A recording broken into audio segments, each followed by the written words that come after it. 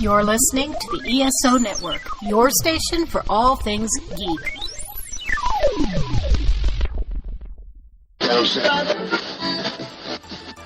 ESO, 7 years of keeping it really geeky. Hey! What are you trying to do?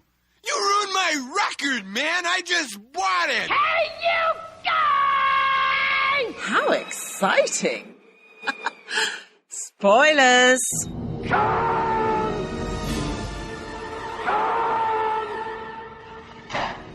106 miles to Chicago. We got a full tank of gas, half a pack of cigarettes. It's dark, and we're wearing sunglasses. Hit it. Bye-bye, boys. Have fun storming the castle. Think it'll work? It would take a miracle. Goodbye.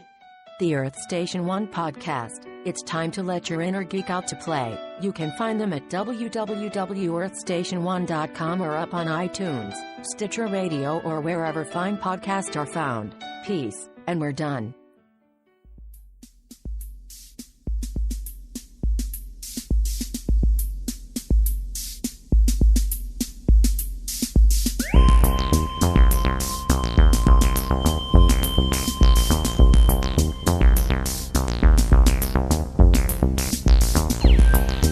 Hello and welcome again to the Monster Sci-Fi Show podcast. I am your host, The Monster, back to give you another week of sci-fi news for this podcast. So, normally when I do my big three topics, lately I've been trying to give it at least, a good 10 minutes to kind of delve into it and kind of explore a bit. Unfortunately for this week, it's going to be a bit short in general, and the podcast overall. I'm just not up to doing a podcast, but I need to get this out just because. Just too much on my plate, and I just need to get things done, and this is one of them. And I don't want this to feel like it's a chore. It's not. I really do love talking to you guys about what I love to talk about, which is what's going on in sci-fi stuff. So, the big three topics I will be talking about, again, albeit short. The 40th anniversary of Alien is coming up. Batman's 80th birthday is here. And for my last of the big three topics, I'm going to be talking about the Umbrella Academy, the new Netflix series that I just finished just now. And I'm very excited about that. I can't wait to talk to you about it. So putting that aside, let's get into some quick tidbits. Angelina Jolie looks like she is going to be heading for the MCU. So whenever Phase 4 happens, sometime 2021, whenever that is, possibly she may be part of the Eternals. I don't know what role she is planning to have, or the Eternals for that matter, what's going on with that. But that's what's in the news so far. E3 is coming up soon, and it looks like it may be its last. So, when the time comes, I'll get into more specific details about that. This coming Monday, so hopefully when I'm releasing this out on Sunday, which means tomorrow being April 1st, the new Twilight Zone by Jordan Peele is going to be released on CBS All Access. So I do want to give a review at least of the first episode. So that'll be on next week's podcast. So that's definitely a guarantee to do. Also, I'm just putting the word out to my other two guests, Mr. Gene and Tony from Cinema Viewfinder, because we're down to the last 3 episodes of Star Trek Discovery. So about April 18th, if I'm remembering correctly, is going to be the last episode for Star Trek Discovery for Season 2. Sometime after that, we will kind of come together and talk about the season as a whole and what we thought about each episode as well. So, what else? Agents of S.H.I.E.L.D.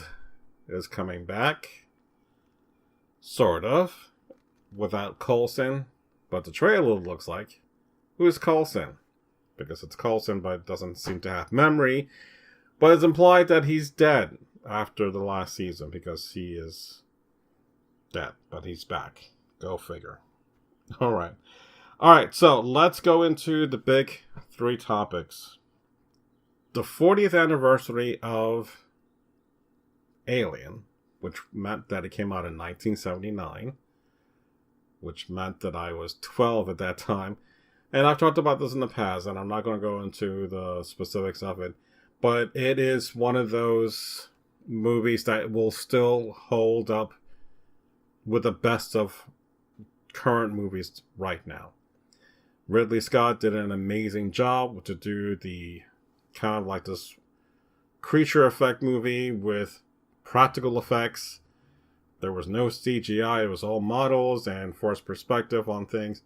So it was interesting that this high school drama club actually did a production of Alien on stage. And it looks really fantastic. So if you ever get a chance, just Google that search about the drama club. He wrote a letter out to them, thanking for them and encouraging them for what they've done. Even Sigourney Weaver gave them a quick shout out on a video about what they were doing. So that's really, really cool. It is really inspiring that you're willing to kind of put some effort and to recreate stuff and use video to do certain scenes. And I'm like, that is really inspiring. I give them a whole bunch of kudos on that. But that's amazing that that's come. So if you know of the anniversary that Alien is kind of known for, which is April 26th, well, you're probably wondering, what the hell does April 26th have to do with it? Well, if you go to Aliens, the colony that was infested was LV-426, or as you now know, as April 26th. So that will be Alien Day. So you still have a couple of months to find your own parasite and celebrate the day in style. However way that may be for you. So leave it at that. Alright, so let's jump on to the Batman 80th anniversary. I've talked about Batman plenty of times on this show, but I'm going to talk about a specific thing in just a quick second. So, if you have been watching Gotham, I haven't. I'm still on season 4, the very beginning, so I still got that season and the current season, which is coming to a close. It's been revealed, or at least the back of the Batman's head of him overlooking Gotham is the official poster of the ending of Gotham. So I'm kind of excited that that has come to a close.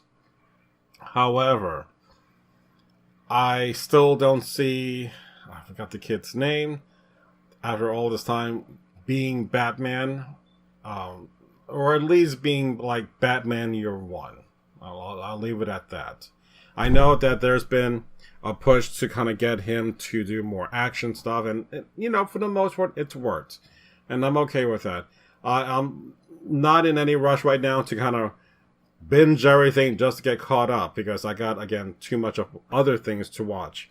But I'm glad that they were able to successfully pull off a series in which Gotham became its own thing without having Batman. So that's still an amazing feat to still delve into that realm of Batman before Batman. So I give him major kudos on that.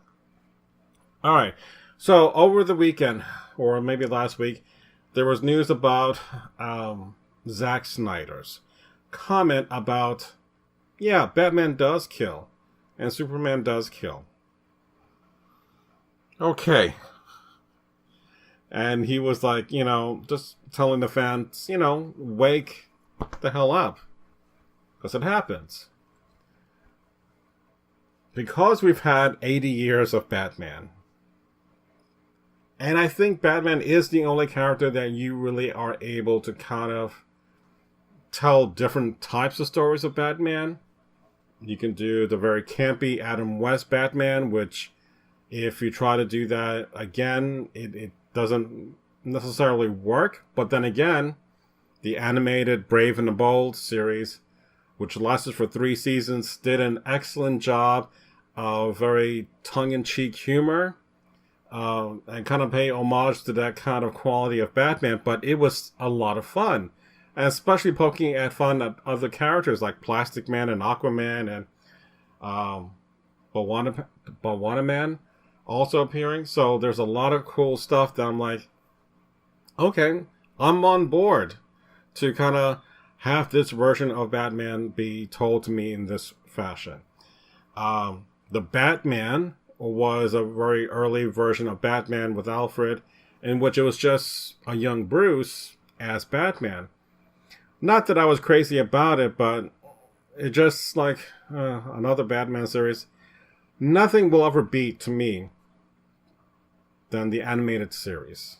The Batman animated series is the pinnacle of what a Batman show or movie should be, because it had a lot of classic themes drawn from the comics and gave interesting storytelling. I mean, it's just, bar none, that's it. That is the pinnacle of Batman right there. Now, you have Christopher Nolan, who's done an amazing trilogy of Batman movies. We're going to get more Matt Reeves movies of Batman. We had Tim Burton. We had, Joel Schumacher's Batman. And of course, you have the TV serials back in the black and white days. So everyone has had different takes of telling a Batman story. Zack Snyder is no different. So, one of the questions that I was in my head watching Batman vs. Superman is that this is kind of a much darker version of a Batman. Well, in this version, Batman has been doing this for 20 plus years. Not everything that he's been doing has been working. He had to kind of up the game to do like the Bat branding to kind of dole out justice, because that was the signal to the prisoners inside to take care of that guy and do him justice, so to speak. And by meaning beating the hell out of him in jail. Yeah, Batman does use a gun, and he has machine guns on his car. But this is a much tougher, he's been through the ringer. So whatever he had started out with, as well-intentioned as it was, but not killing, it hasn't worked. So I think that version, which a lot of people liked, like me, or some people just didn't care for it at all, because it was just, he would never do that. Well, that's a much older Batman, and that's fine. We have our choices of different Batmans to love, and still love today, so it's no question about, well, if that didn't work for you, fine. Don't worry about it. We had 80 years of Batman to worry about, so pick and choose whatever you like and whatever style that fits and floats your boat. Just go with it. Alright? So, I have no problems with Zack's version, because again, that's his direction, his vision of that character. And if you didn't like it, that's okay. You don't have to like everything. But you're wrong. Alright, so last is going to be Umbrella Academy. So I started to watch the Umbrella Academy when it first came out, and I watched maybe like the first 2 episodes, maybe a week apart. I started to read the graphic novel, and I finished that recently. And I wasn't planning like to go ahead and like read, breeze through the whole series, but because it was the first time in a long time that I actually had the weekend off, and I'm trying to get to a certain place in which I can indulge watching TV and still do other productive things in my life, which running is not part of it yet, but it has to be soon. It's the kind of thing that I'm like, I can't put it down. I really got suckered into it, and I'm glad that there were changes to, I'm not going to try to get too spoilery here. I'm glad there were changes from the graphic novel to the actual series. And it's not that it's a bad thing, because I enjoyed, going back to Zack Snyder's Watchmen series, the Watchmen movie, I enjoyed exactly what I wanted. His adaptation was literally a living version of that comic book, and gave me exactly what I loved. So with this, it did change. There were characters like Cha-Cha and Hazel, which were time assassins, which play now a bigger role in this series as opposed to in the books, which is casually just in there and just never really dealt with much.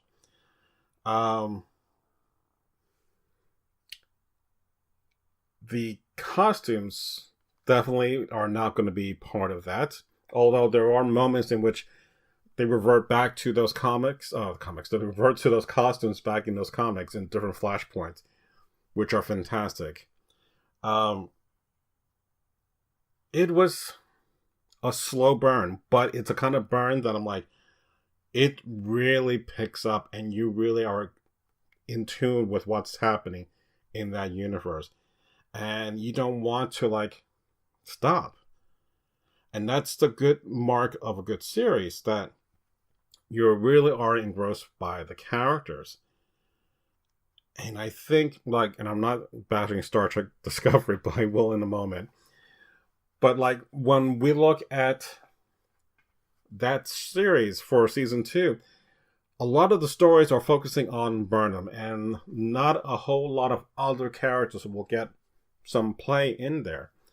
So if you didn't care for Burnham, or you really are kind of like not impressed or really interested, then the whole series falls apart, because Burnham is the star of the show and that's all you're working and focusing on in the stories.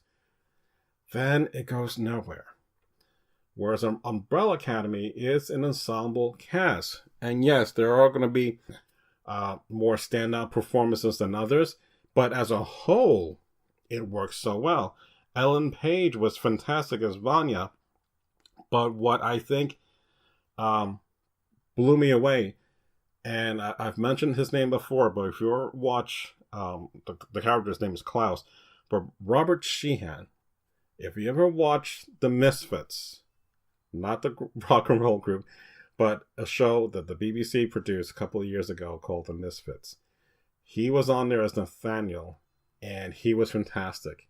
He was probably one of the best characters on that show, and you can see that attitude that he has in Klaus from there. But Klaus is fantastic, and I really love that.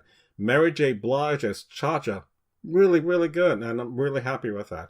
I really can't not in love about the service. I really cannot wait till season 2 comes out, which I got word that it will be starting filming sometime in May until September.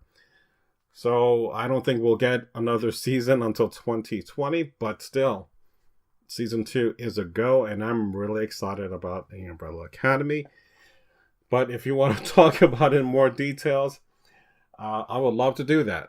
And how you can do that? Well, you can do it on my Facebook page or Twitter, or you can email me at monsterscifishow@gmail.com. So you can always do that. You can always reach out, and I love interacting with you guys.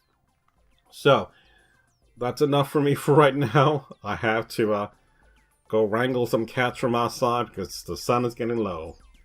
And that's it for today's podcast. I'm sorry it's going to be short, but I'm not feeling great, but I still enjoy doing this.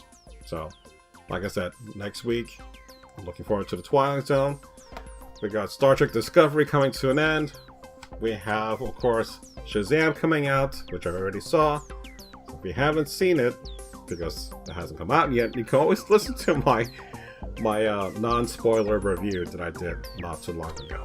And then we got Avengers Endgame. So come on, guys. This is just like,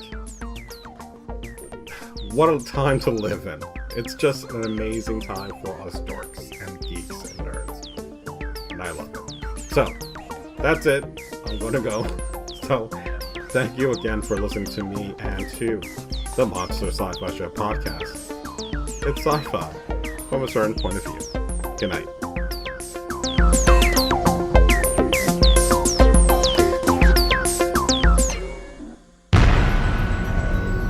This has been a broadcast of the ESO Network.